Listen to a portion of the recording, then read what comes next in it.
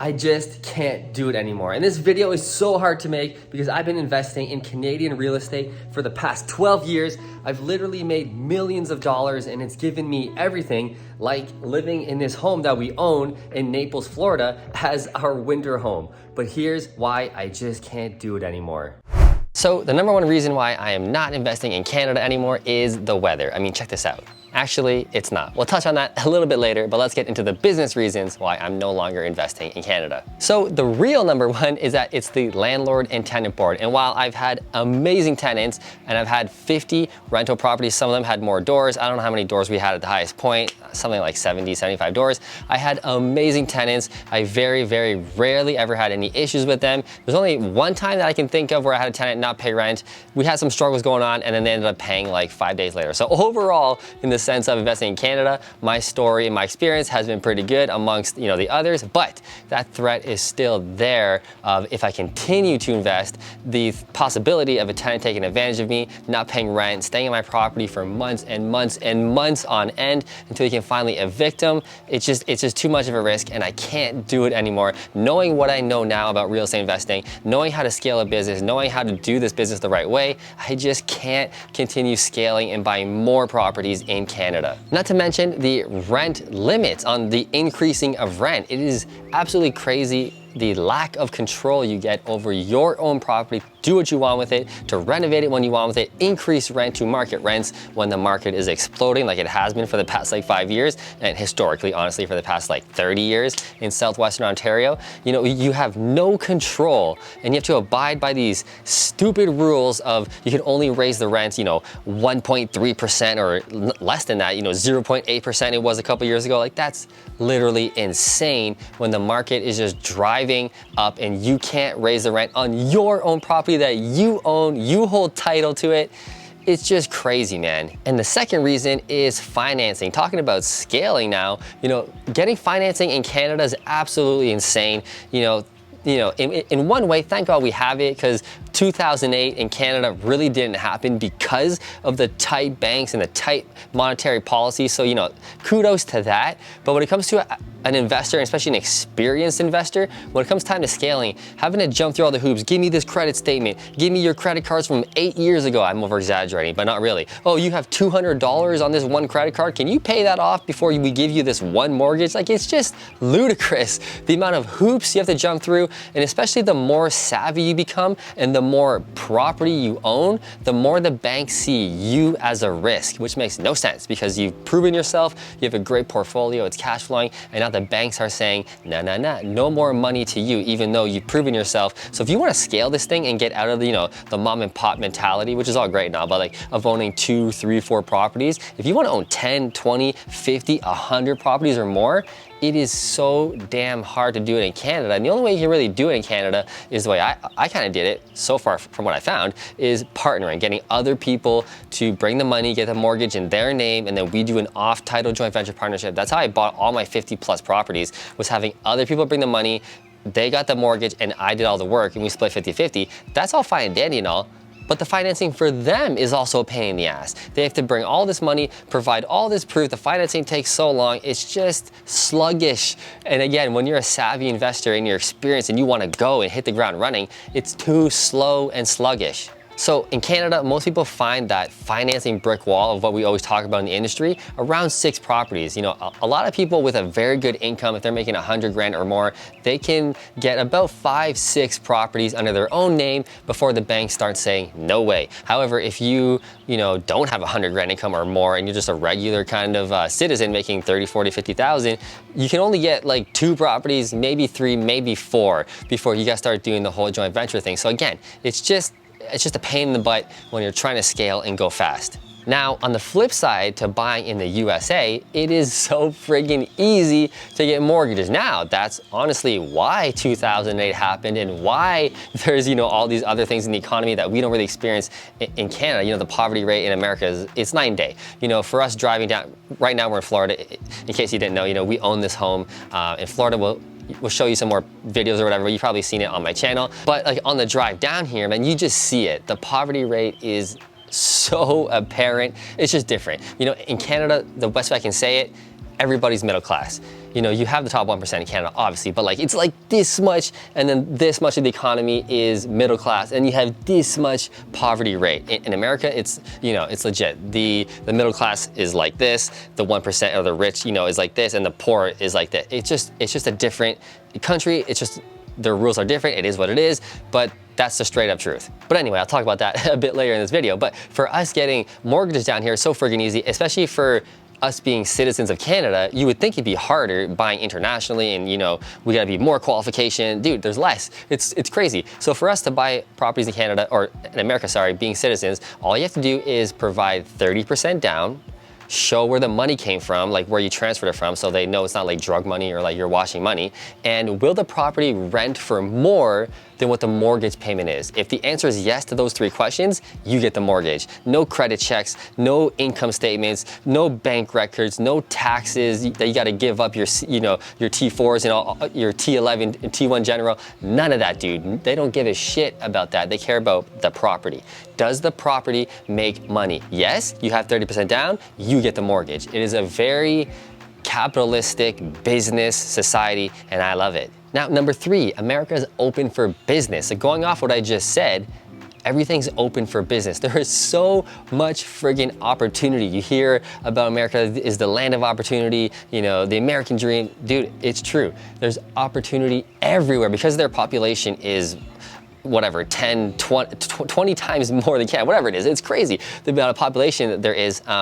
There's just deals everywhere. And I can tell you just from driving down here multiple times, from driving from Canada to Florida, like you just see it. You see the deals, you see the rundown houses, you see the flip opportunities just driving through the major cities. It is crazy. There's just deals everywhere. For example, like just driving through or looking on the MLS here for crappy houses that we can kind of flip, turn around, do a burr, do a renovation, do a flip. They're everywhere. To find that one crappy deal that's, you know, the house is kind of half falling apart, the perfect flip, you'll never find it in my area of Kitchener-Waterloo, Ontario, Canada, 1 hour south of Toronto, or even Toronto. You'll never find these beat up, crappy houses on the MLS. You have to find them off market, which is what we do to, you know, to find our flips and stuff, but you'll never see them listed with a realtor. Here, they're everywhere. And then think about all the deals that are not on the market. So if you're doing the wholesaling, marketing, doing the flyering, trying to get those direct to seller leads, man, they're everywhere. That's all I can keep saying. The deals are everywhere. The opportunity is everywhere. America is literally open for business. So number 4, home prices here are so much cheaper.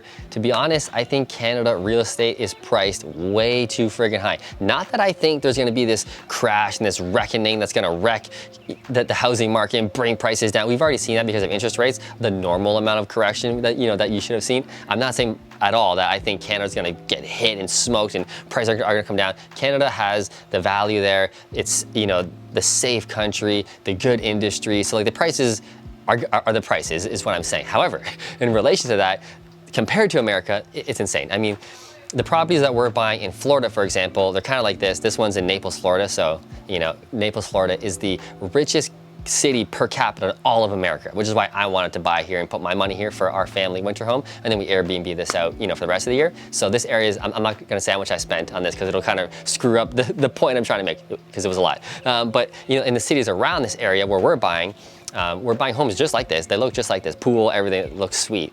But we're buying them around $350, and then they still need work, right? So they're kind of pieces of crap. 300, 350 is what we're buying them. You know, you're 40 minutes from the ocean. There's beaches, you know, there's palm trees everywhere. Anyway, so we're buying them for 300, 350.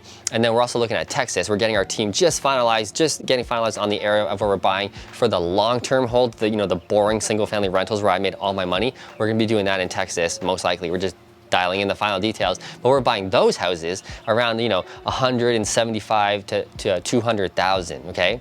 And they're also, you know, close to an ocean where we're buying in Texas anyway. But anyway, that same house, if it was in my area or just Southwestern Ontario, I'm telling you, the same house would be 800,000 easily, or probably over $1 million if it was next to an ocean. Like, it is crazy, the value, it's insane how low priced, like I said, you can buy a house a 5-minute drive from the ocean.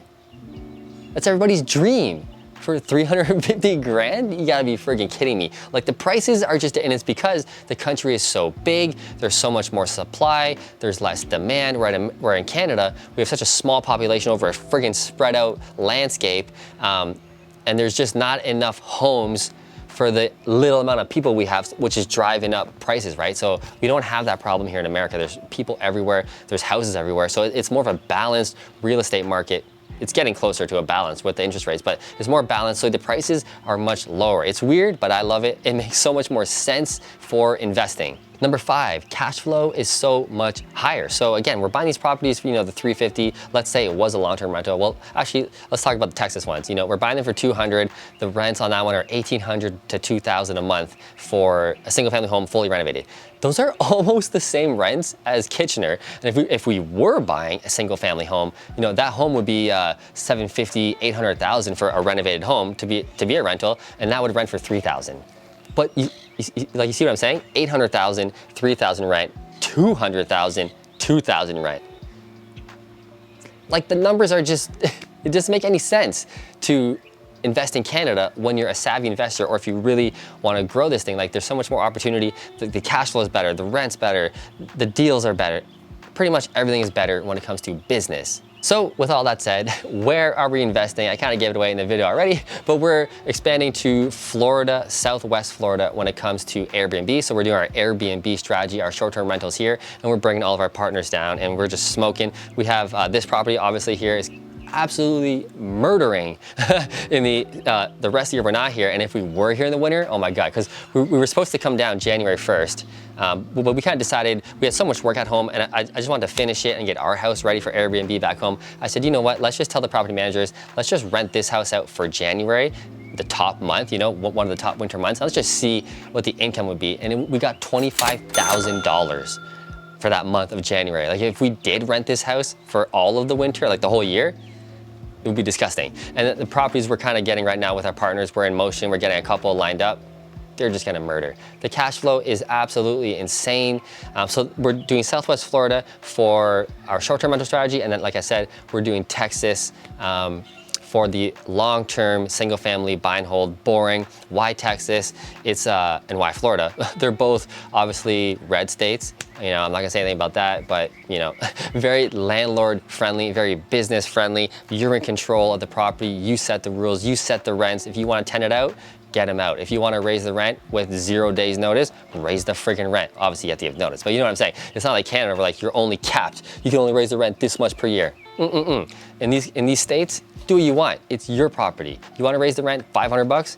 Go ahead, give them the proper notice, raise the rent $500. Like, it's your property. You should be able to do what the hell you want to do with it.